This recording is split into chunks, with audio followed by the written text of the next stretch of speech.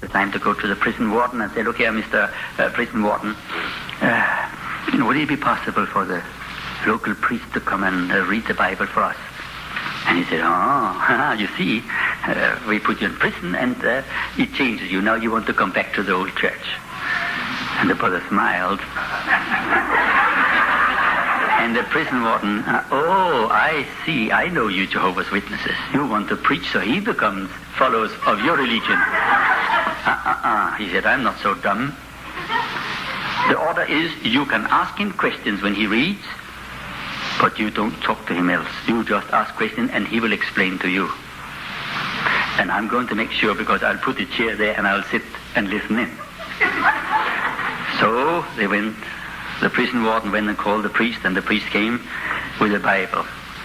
And he was, of course, a little bit nervous because, first of all, there was a lot of dust on the Bible, and he didn't know where really to start. But the brothers kindly helped him. And they opened up to Matthew chapter 6, and this is the Lord's Prayer. Very good, very good. And he took his glasses on. It's not every day he reads in the Bible. And then he started reading. You must pray then this way. Our Father in the heavens, let your name be sanctified. And he looked around. And one brother put his hand up. Excuse me, Mr. Priest. What is God's name we should sanctify? He said, I don't know. It's not written here. So he started reading again. Let your kingdom come. Let your will take place as in heaven, also upon earth. He looked up. And his sister put her hand up. He said, yes. What is God's kingdom which I should pray for? I don't know. And by that, the prison warden got very angry. Look here. We are paying you year after year money to teach people the Bible, and you don't know anything about it.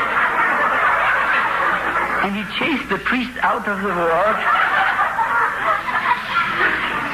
And the priest got so confused he forgot his Bible. And the brothers have their Bible now. You see, Jehovah God can remove mountains. So don't worry if you go to prison one day. You just be happy. It's protection for many things in there. But this is how it's going in Africa. It's really wonderful to see how we are getting some very strong, fine brothers and sisters. And we need that because we need a lot of faith. When we have 130 million people and only 8,000 publishers, it sounds to be a huge mountain, but we are sure, Jehovah willing, that we will get help. And we've just got some missionaries, and missionaries are coming in now, and that's a wonderful thing. Now, how many religions we have over there? I don't know. But we have many, many. And every day we get more. Because, unfortunately, the religion has made the people over there corrupt. I don't know how many thousands of religions we have. But the thing is, there's one religion today, all right, and they know that everybody will put something in the contribution box, and the big shots, they take the money and then they divide it afterwards. So when people have been going there for 2 or 3 or 4 months, they start to, look here. What's happening? And then 2 other people will start another religion. And then they take the money. And that's how the religions are spreading out. And I know that it's said in the Society's literature, we have over 21,000 religions in the world today. That's a lot of religions. 21,000 religions. Have you ever thought about it? I worked it out the other day. It will take 58 years for any of us, if we take every day of our life, if you're 58 years old, every day of your life you had to look into a new religion to cover those 21,000 religions. So when you go from door to door and people say, look, I'm fed up with religion, agree with him. Because if that man has used maybe 30, 40 years to look into the religions and hasn't found the truth, they're all false religions. So don't get disappointed if people say that they hate religion. No. And it's difficult to understand that there's 21,000 false religions and only one true religion. It's difficult, isn't it? But that is our problem. That is a mountain which we have to overcome when we go from door to door. By the way, what time do we close? I've got many hours of experiences, and I know you have to work tomorrow. Anyhow, there we are in Nairobi with the 3 children, and Jehovah richly blessed us. And then in 73, just of a certain, the band Jehovah's Witnesses. All the missionaries were sent out. And I was happy that I was not a missionary. The FBI, they knew me very well. I used to go there every week with the magazines and I took them.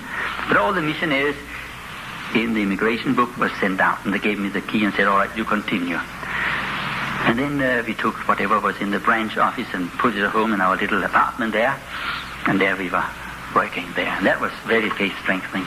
And every time I had problems, didn't know what to do, I could just take the telephone, and within 3 minutes, yes, Brother Nick, this is your Brother Noor. And then Brother Noor would tell me what to do and what not to do and things like that. That was very faith strengthening indeed. Then the FBI, they started looking in, you see, and they put a man on the other side of the road. On the other side of the road is a big empty plot.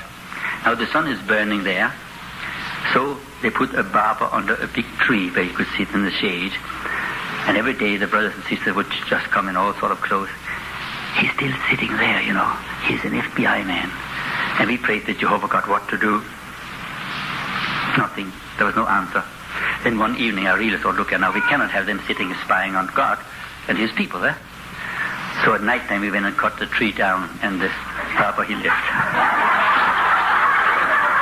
But you may say that is a bit cheeky, but the thing is, as we are working for Jehovah God, I'm sure Jehovah God didn't want that barber there, so he had to move. But this is a wonderful thing that if you really put it in prayer, remember, build your faith in Jehovah God. And whenever there are problems, just ask Jehovah God. And when he opened the door, go through. Then we had the problem in Uganda. Amin was ruling over there. He wasn't too bad for the brothers, although sometimes they will catch the brothers because of one reason or the other. One brother was caught, taken out to the forest, and that means you're going to die now. But the soldiers, they were very lazy, drunkards, and they told the brother, look here, you dig your own grave. The brother was sticking there, and he was praying to Jehovah God. Instead of removing the mountain, now Jehovah God helped him to dig a hole. When he was half through there, I said, get down, we want more. And they were just sitting there with their guns. Then when he was so low down so they couldn't see his head anymore, he said, okay, it's okay. And one of these drunkards went up and shot at him. But the amazing thing is, the bullet hit a stone, ricocheted, and hit his friend in the leg. And they got such a shock that they ran away, and our brother is alive. That's how it goes. Life in Africa is very, very cheap. And they kill each other for nothing. But we are grateful that we have lost very few brothers over there. But then, all right, there was a time when the Tanzanian soldiers came in, and they threw Amin out. But before that, we hadn't heard from our brothers, especially the pioneers, for 3 months. We didn't know if they were dead or alive or put in prison. And there's one thing, faith alone is not enough. Remember, faith with works. And you also have to have love. Is very important. Faith and love is very important indeed. So as we had the responsibility in Nairobi, we had to look after Uganda was under us. We sat there in the committee and said, okay, somebody has got to go in and find the brothers and see how they are. And I was the one who was chosen. So off I went. Had a nice big truck and filled it with food and clothing. We had soup and we had rice and we had lots of bread and we had society's literature and also a lot of clothing to take in there. But when we came to the border between Kenya and Tanzania, or Uganda, the people out there said, look, don't go in. They're fighting, they're killing each other, they've destroyed all the houses and everything else. Don't go in. Everybody's running away. And what did I do? What was it Hebrews chapter 12 verse 1 said? Do not get entangled. It's so easy to say, okay, I'll go back to my wife and the 3 children. But we prayed to Jehovah God. And then Jehovah God opened the door and we went into Uganda. And it was a bit of a surprise because every mile was a roadblock with big trees and youngsters standing there, and they were very tough. They had not seen bread, sugar, and rice and clothes for a long, long time. Open up the door. So I opened up the door. Take it out. I said, no, this here belongs to Jehovah God. And you remember what it says in Proverbs? The name of Jehovah is a strong tower, and into the righteous ones run to get protection. So amazingly, after shouting and screaming, we prayed to Jehovah God aloud. All right, close the door and they open up. We did that for 14 days. And although some of the soldiers were desperate, we didn't lose one loaf of bread. It's true, several times they put the machine gun in my stomach and even loaded it. But I just prayed to Jehovah God, and nothing happened except that we could drive on. Now, the amazing thing is that we had 33 special pioneers in Uganda, and they were spread all over Uganda. When we came to a village, usually the house was blown up. So we would ask now, have you seen any Jehovah's Witnesses? Jehovah's Witnesses, yes, one who comes with the Bible. And thanks to heaven that the brothers had preached there. He said, oh yes, that one with the Bible in his hand, yes. You go down about 15 miles on the road here, then you come to a tree. There are masses of trees in Uganda. Then you turn right and left, and then you go in 5-6 miles in there, and you will find he's built a little hut there, and his family is there also. Now you have to pray to Jehovah God. Please let the angels direct me. And it worked. We found all 32, not one of them. One was missing because he had left the truth afterwards. He found out of that. So that just shows how Jehovah God can make things possible. Then later on, when Amin was out, then they had to have a new president. And that gave us a lot of headaches because he had been in Tanzania where the work was banned, and we reckon now he's going to ban Jehovah's Witnesses also in Tanzania. So what to do? He's going to ban them? Okay, we go in with a lot of literature. And again, I had the privilege of going in with a whole truck full of literature. But we wanted to put it in the test of Jehovah God because they were shooting like mad in there. Does Jehovah want us to go in? So we put 2 tons in. The car was going like this here. And we knew we were not allowed to put in extra gasoline in jerry cans. And we knew that from the border of Kenya to Kampala, the car would not go there. There was not enough gasoline in the car. So we prayed to Jehovah God, please, Jehovah God, we have to get to Kampala before 6 o'clock because that's the time when it starts getting dark and they shoot like mad. So please, will you let the angels help us a little bit? When we came to the border, they said, look, there's no gasoline from here to Kampala. And there's not enough in the car. So they said, okay, we cannot wait. We have to go. And I'm sure that the angels pushed us because we reached Kampala. It's true, it was 6:45, but we didn't get a bullet. But that was a real blessing. Now, the amazing thing is that the Major General's daughter was staying in our house. She had this sickle cell anemia, and she stayed with us. So the next morning, I phoned up the Major General and said, look, Major General, your daughter is very well. Don't worry. He said, please come up and see us. And that was the blessing. Now we can see how Jehovah God is working ways and opening doors. So I went up to see him, but I thought, look, my son and another brother is with us. Should I just go and see, because he's a very busy man, should I just go and see him myself? But something said inside, no, take your son and the other brother along so that they can also see this important man. Came up there and talked to him. Oh, hello, and thank you very much. And after 10 minutes, we left.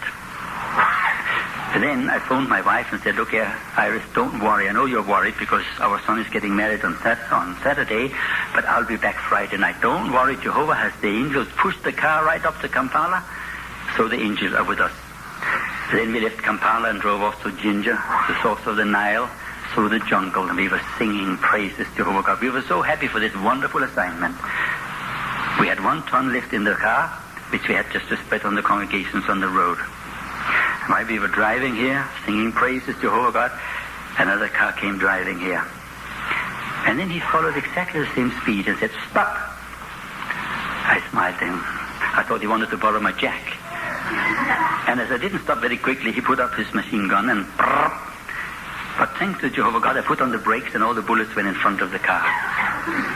Then he drove on about 15 yards further and blocked the road completely, jumped out and shot 1 shot in through the car. He didn't want to spoil the car. But he went so fast.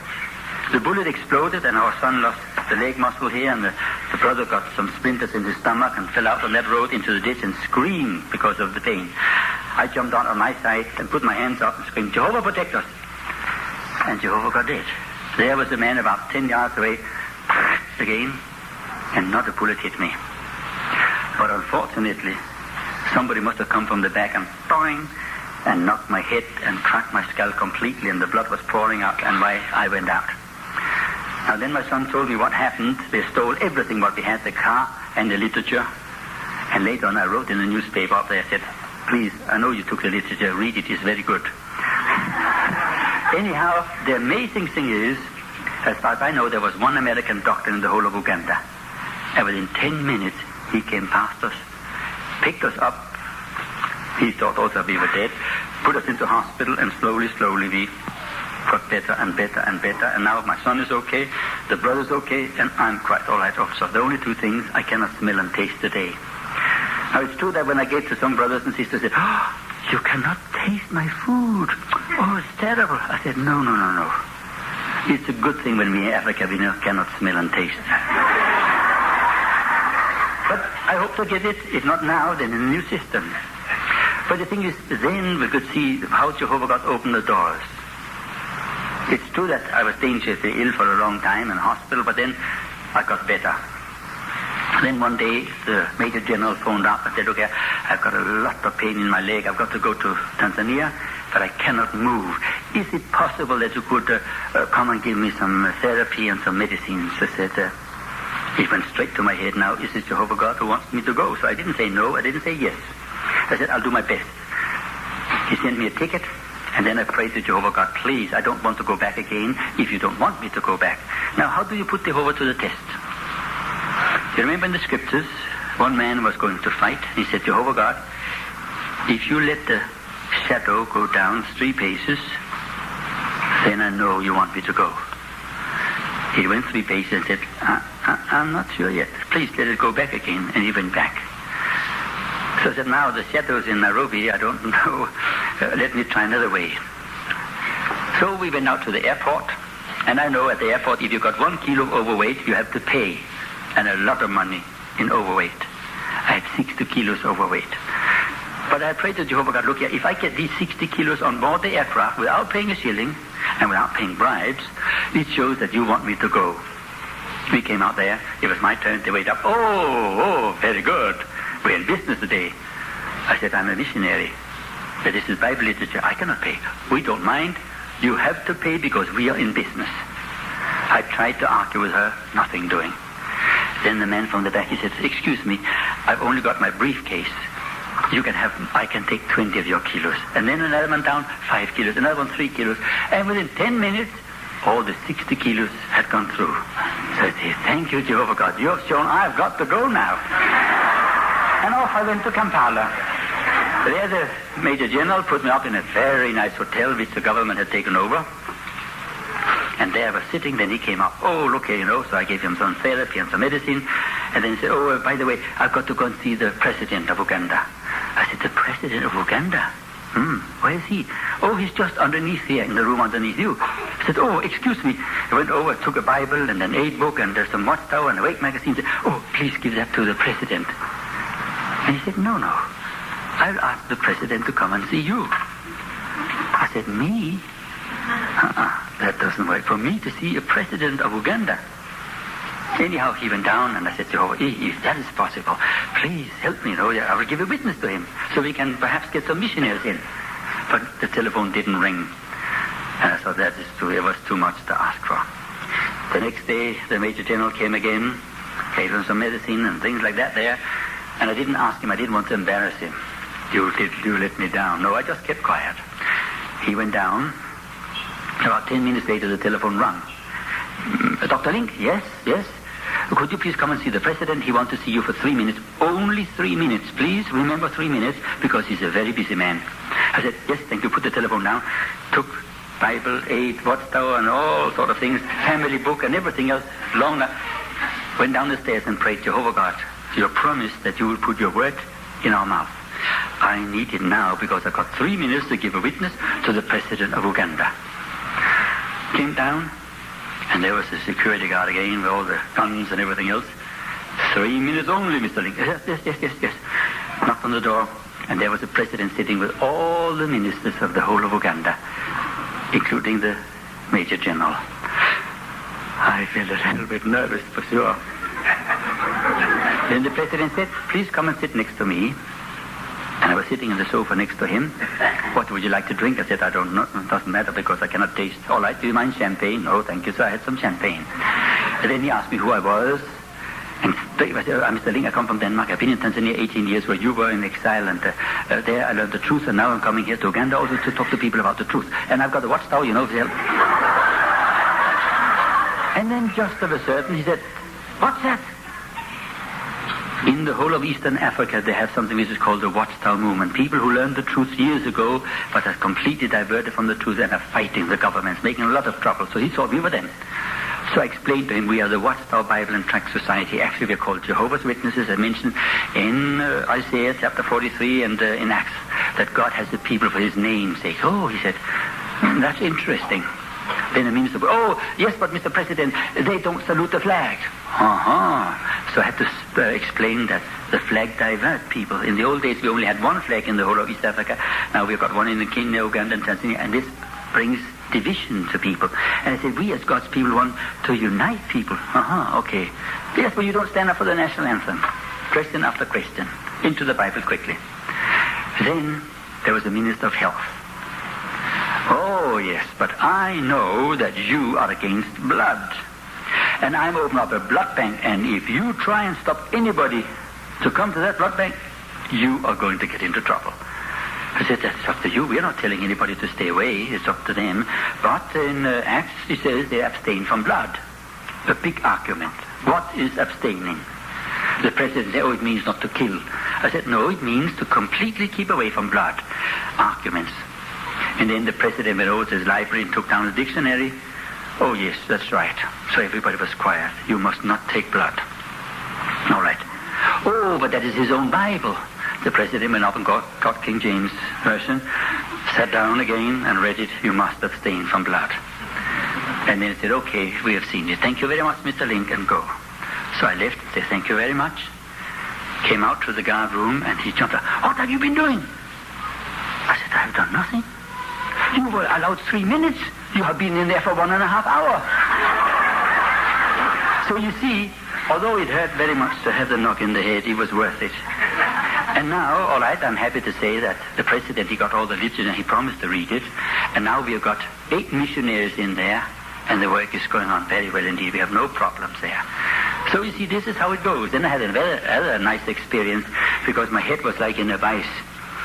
And I heard there was an old man in Denmark who had some natural medicine also, and I asked him to send it out, and he sent it out. We went to Denmark and said, thank you very much. Remember always to say, thank you very much. It works. I went up to saw him. He was 86 at that time. And he was very impressed that he come all this way to say thank you. And then it was time for lunch, and he said, please sit down and have lunch. I said, no, thank you. But, he pushed a little bit more, which was nice. We had some very nice food with him, and I started talking to him about the truth, about God's kingdom. I said, you need God's kingdom. Your medicine will not give you life everlasting. So he listened. I went back to Denmark. We started corresponding. In the end, I had to get the society to send somebody to study. In December, he'll be 90 years old. No, 90 years young. Because he studied all the time. He's coming to all the meetings to assembly and hoped to get baptized in July. So you see, it was worth having a knock in the head.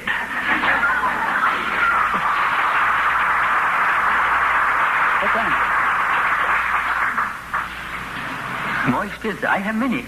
But I don't know what time. What time do you want to close? Because I've got to find out. Shall I tell about... What time? 9 o'clock. 9 o'clock. Okay. I'll give some very quick ones then. All right. We had the wonderful blessing. We have 3 boys. And the one who was 17 years old was getting into difficulties. He didn't like Africa anymore. He wanted to go to Denmark. Okay, my brother. We'll go to Denmark.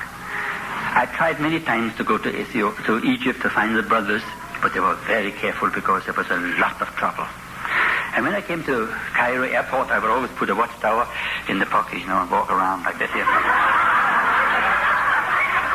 But nobody ever stopped. Are you a brother?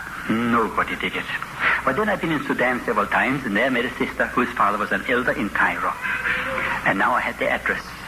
So I told my son, look, now when you're going to Denmark, we're allowed 40 kilos. Would you mind us taking some literature? Because when we take Egypt there, we have to stay there 24 hours, and then we fly to Denmark. He said, oh, that'll be nice to see the pyramids. So we flew off to Cairo. In the meantime, I bought a big sailor sack, because don't put it in the suitcases. They're open suitcases. But we had a big sailor sack and put a lock on it. And then we came to the customs. And the first door says, something to declare. And I told to Michael in Danish, I don't think Jehovah God wants us to declare this here because literature is prohibited here. So we just walked quickly by. Then we came to another door which says nothing to declare. And there's a long, long desk, about 8 customs people. And And I just smiled, killed them with love, hello, And we walked there, Michael in one end, I in another end. And then the last one said, and straight away in the head, now we're in trouble. But Jehovah, please, we're so close to the brothers. They need the literature. They've never had any literature. And just all of a sudden, as I came close to the customs man, I asked him, excuse me, Mr. Customs man, my son is going to Denmark, and he would love to see the pyramids and take some pictures and take to Denmark to show the people in Denmark about the pyramids. Have you got pyramids here? He said, yes. Oh, please, how do I get there? How much does it cost? And he took me by the hand, went through, helped us to put it in the taxi, and talked to the taxi driver to give us a cheap ride, and in we went with it. It was wonderful. Then we met the brothers there, and they opened up, and put it all there, and there was the biggest ship than they've ever had. But something funny happened, because the coordinator there is of Greek origin, but I lived there for many years, cannot get out. The police are after him all the time. So I felt sorry for him. I said, if I ever come to Egypt again, what would you like? And I thought he would say a bottle of ooze or a bottle of whiskey or something like that there. But he gave me a big job. He said, look, we would like a duplicating machine. I said, a duplicating machine? Yes. Which kind? The Gestetner one. I said, but brother, this is a big machine like this. It weighs about 80 kilos. Yes, but you asked me. And he said, look here, we have the difficulties because every congregation gets one watchtower only because we have to type it. And we have to remove that typewriter every day. We can only give one congregation one watchtower. But he said, it's true that we cannot buy them here in Egypt. It's prohibited. And if you bring it in, you better pray to Jehovah God because you will be in trouble. But you asked me. And he smiled.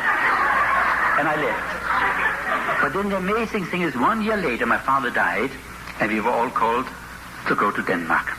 I went around forgotten all about this request because it was more or less, I think, a joke. I went around all the various airways. Egypt Air was the cheapest. And it went to my head. Then we got to stop off in Cairo for 24 hours. He wanted a duplicating machine. So I brought it up together with the branch committee and said, look here, Haley, you're on the branch committee. We don't want you to go to jail in Egypt. You better, go slowly. I said, but I think Jehovah God wants it. So in the end they agreed, okay, but we don't know you. If you thought it's not far, so did it. So I went around 3 hours before leaving for Cairo. We found just the right machine. But we couldn't take it out of the box because we didn't have another box to put it in. And if you put it in another box and you bang it, it wouldn't print. So we just had it in this big box, Gestetner duplicating machine. We sat in the aircraft and the boy said, what do we do? How do we get it in? So, we just say we want to go and see the pyramids. But it didn't work like that.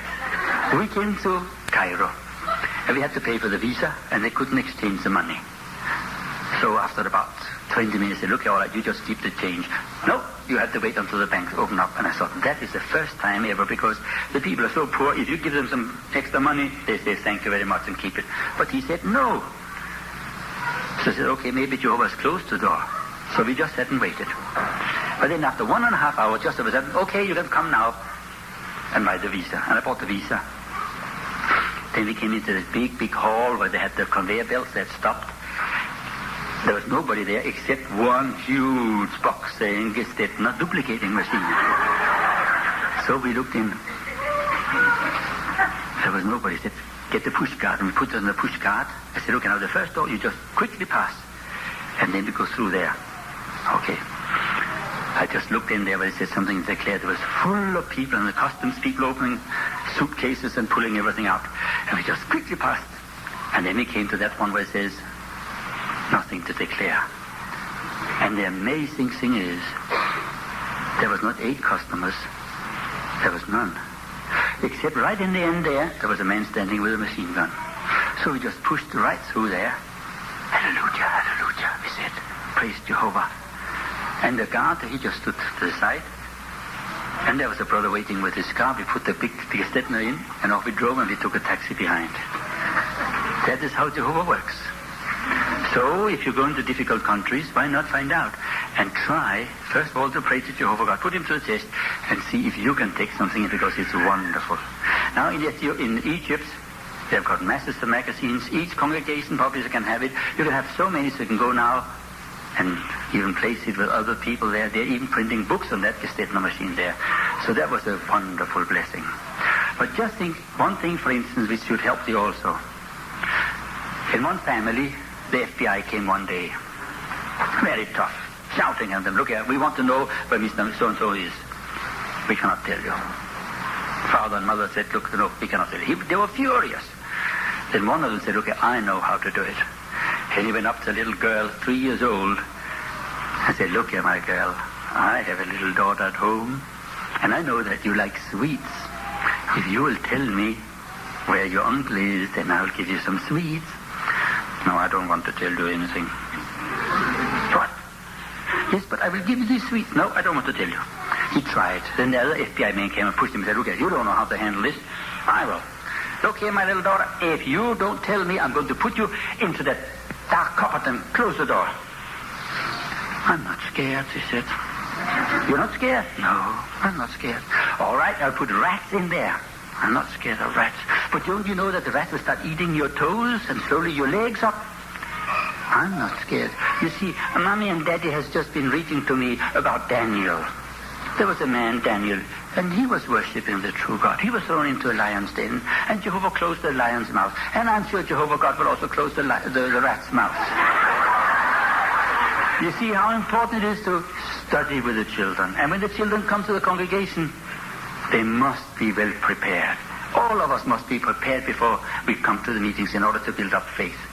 It's so wonderful when you come to a congregation and the watchtower conductor asks, and he goes, oh, look here, who do I ask? I don't know if you got that problem here, or have you got the problem that somebody comes up here and many has not prepared. But to study is very important in order to build our faith up. And you can compare it, for instance, to a picnic. Do you ever go on picnics here? Now, say, for instance, the whole congregation is going out on picnic on Sunday. All right, the brother has been assigned to give a talk, and another one was to conduct the watchtower. Now, when you go picnic, all right, you perhaps go preaching in the territory out there, and then afterwards you listen to the talk, and the watchtower which the elders are prepared, and then you now are going to eat all these hamburgers and chickens and whatever it is. Now, it's one trouble here, you see, that you go to the Kentucky Fried Chicken and done it all. It's not so nice. So if you didn't say now, when on the picnic, each one will prepare something. One will prepare chickens, another one will prepare pork, another will prepare carrots and potatoes and things like that there. Each one will do something. We don't want the elders to do it. We as publishers will do it. You finished preaching, the talk is finished, the watchtower is finished. Now we're going to eat. Yes, sister, with the potatoes. Oh, I had so much to do and my washing machine broke down, but I've got the potatoes. But sister, they are raw potatoes. I didn't have time. Now, can you eat raw potatoes? No, it's bad for the digestion. And here comes a brother running with a pig in the string. You cannot eat a raw pig. And another sister comes with a whole sack full and open up and the chicken. You cannot eat chickens with feathers on it. You get indigestion. But that is exactly the same. If you come for your watchtower or the other meetings, even the book study, if you come without having prepared, you get indigestion. That is the trouble. So please prepare for the meetings. It's very important indeed. Now, just one more experience, okay? And that just shows how much prayer is possible. In 1984, we got a letter in the branch that several of the governing body members would come through Nairobi to go to South Africa and other places. Now, I've talked to the brothers in Sudan and Ethiopia where there's a lot of problems, and they have begged me, Helge, if ever anybody is coming from the governing body, you know, they are the anointed class, please tell them to come and see us just for one day, and we will pay all the expenses. We want encouragement. So as soon as I heard that, I wrote the letter to the governing body, please could the brother go to Sudan and another one to Ethiopia. Thanks heaven, it took 3 weeks before we had an answer. In the meantime, I begged Jehovah God, please, if somebody from the governing body could just land there for some hours or a day, it would be such an encouragement for the brothers. Then the letter came back. Thank you, Brother Link, for this letter here and for the suggestion, but it is not possible. We are only sending the brothers from the governing body to these areas where they have big assemblies. There's no assemblies in Ethiopia and Sudan because the work is banned there. So, of course, I didn't pray anymore because I don't want to fight with Jehovah's government. I just kept quiet. But then in December, one morning, Brother Booth came from the governing body. And after breakfast he came up, Hillier, I know that you have written a letter to the governing body, and they said no. But, he said, I have taken 3 days of my vacation, and I would like to go to Sudan. I said, that's wonderful. He said, yes, but I've got one problem. I haven't got a visa. I said, what? I tried in New York, you said. They said it takes 2 months. I couldn't wait for that. And when I was serving West Africa at ASCO, I said also 2 months. So I said, will you come here now? He said, it's Saturday, they're closed today. When are you flying? He said, Monday morning at 10 o'clock. I said, Brother Booth, over there's 2 months, West Africa 2 months. And now we've got Saturday and Sunday, that's closed. And Monday you've got about 20 minutes to get it. He said, yes, what do we do? I said, Brother Booth, look here, you have the heavenly class. You better pray to Jehovah God, your Father. And then you give me the passport and I'll do the donkey work. So he prayed there, Jehovah, may your will take place. If you want me to go there, please help Brother Link. I jumped into my car and said, look, I'm sure there'll be somebody there Saturday morning. Jehovah must have put somebody there. But I came, nobody. And I remembered Hebrews chapter 12. Do not lose faith. So as there was nobody, I got a hold of a telephone book and found the private telephone number of the ambassador. I phoned him up. I said, look, I've got a problem. A man is here and he's going on Monday morning. He's going to Sudan, but he hasn't got a visa. And if he doesn't get the visa today, he will not be allowed out of the aircraft. Tell him to come Monday morning. But he put it down. But I didn't give up. Went down to my car, drove around Nairobi and found his private home. But there was a huge gate there and a security guard. I came in my little car there and stopped and said, what do you want? I said, I'd like to see the ambassador. Okay, he went in and came back again. The ambassador is asleep. Now, I didn't argue with him because I just talked to the ambassador on the telephone. But I prayed to Jehovah God, please help us. So just of a sudden, a little fellow about 3 years old came running up. What do you want? I said, are you the son of the ambassador? He said, yes, that's my daddy. I said, oh, could you help me? And I told him that this old man has come from the whole way from America, and now we were in East Africa, and he wanted on his way back to America to stop up in Sudan so he could see the red and the blue Nile. And I said, he'd also like to meet some people in Sudan, because you see, soon he's going to the heavens. He's of the heavenly class, so I didn't lie there. So he went in, the little fellow came back again and said, my daddy doesn't want to talk to you. But while he'd run in, I prayed again to Jehovah, please, if it is your will, open the door. He ran in 4 times and came back again every time. My daddy doesn't want to talk to you. And there I was sitting down, and then just of a sudden, 2 big girls came out and asked me, what do you want? So I explained to them. They went into their father, came back 5 minutes later and said, look, you just go there Monday morning and everything will be all right. So I thought, now you don't push anymore. I came there Monday morning quite knowing that everybody in Nairobi are always half an hour late, but knocked on the door at 8 o'clock. Come in, Dr. Link. I came in there.